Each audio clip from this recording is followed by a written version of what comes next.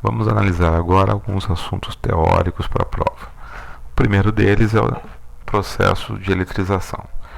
No assunto de processos de eletrização, o objetivo é tomar um corpo neutro e tornar ele carregado positivamente ou negativamente. O primeiro desses processos é o processo de eletrização por atrito. No processo de eletrização por atrito, tomamos dois corpos neutros, por exemplo, uma barra de vidro e um pano de lã, e após atritar, eles vão interagir trocando carga. Quem vai doar elétron, quem vai receber, a dependência está ligada à estrutura eletrônica. No caso do vidro e da lã, nós vamos ter a barra de vidro ficando positiva e a lã ficando negativa. Isso porque o vidro vai doar elétrons para a lã. O importante nesse processo é ressaltar que no final deles os corpos ficarão com cargas diferentes. O segundo processo é o processo por contato. No processo por contato, um dos corpos já tem que estar carregado. Então, por exemplo, vamos supor que temos uma barra positiva que vai ser colocada em contato com um corpo neutro que deve ser eletrizado.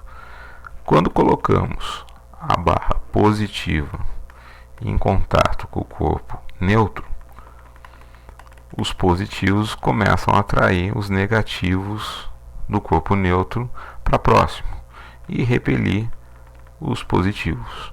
Como existe o contato, alguns negativos vão migrar para a barra. Como o corpo, que antes estava neutro, por ter o mesmo número de elétrons e prótons, acaba perdendo alguns elétrons, ele vai se tornar no final um corpo positivo. Ou seja, se eu encostar um corpo positivo num corpo neutro, no final ele se torna positivo. A mesma coisa vai acontecer se eu encostar um corpo negativo. Se eu encostar um corpo negativo no corpo neutro, esse corpo negativo vai atrair os positivos para próximo e repelir os negativos. Como são os negativos que chegam ou saem, os negativos da barra vão começar a migrar para o corpo que estava neutro, devido à posição dos positivos que atraem. Alguns negativos que cheguem no corpo que era neutro vão fazer com que esse corpo se torne negativo. Ou seja, se encostarmos um corpo positivo no neutro, ele fica positivo. Se encostarmos um negativo no neutro, ele fica negativo. Por último, a gente tem o método da indução. No método da indução, a gente parte com um corpo carregado, por exemplo, positivamente, e um corpo neutro. Nesse caso, nós não vamos encostar, só aproximar. Quando nós aproximamos o positivo do neutro, por aproximação, nós rearranjamos a carga desse neutro, atraindo os negativos para o lado do positivo e repelindo os positivos para o outro lado. Com a finalidade de eletrizar, a gente vai fazer a ligação de um fio terra do lado oposto ao corpo eletrizado.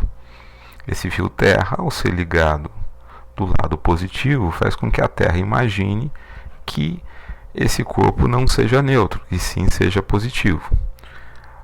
Elétrons vão começar a se juntar nessa região, atraídos pelos positivos, e como o fio terra está ligado a ela, vai fazer com que elétrons subam até o corpo. Alguns elétrons que chegam até o corpo já fará, depois de um certo tempo, que esse corpo se torne negativo.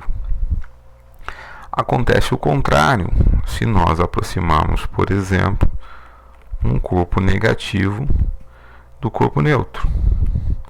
Nesse caso, o negativo vai atrair as cargas positivas e vai repelir as cargas negativas.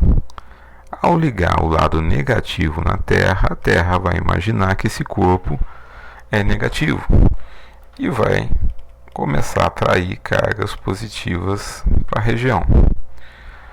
Ao contrário da proposta anterior, nesse caso, os elétrons vão começar a descer para a Terra. Alguns elétrons que desçam para a Terra já faz com que esse corpo não seja mais neutro, porque ele perdeu negativos, então ele passou a ser positivo. A gente costuma chamar o corpo carregado que foi aproximado de indutor e o corpo que era neutro de induzido.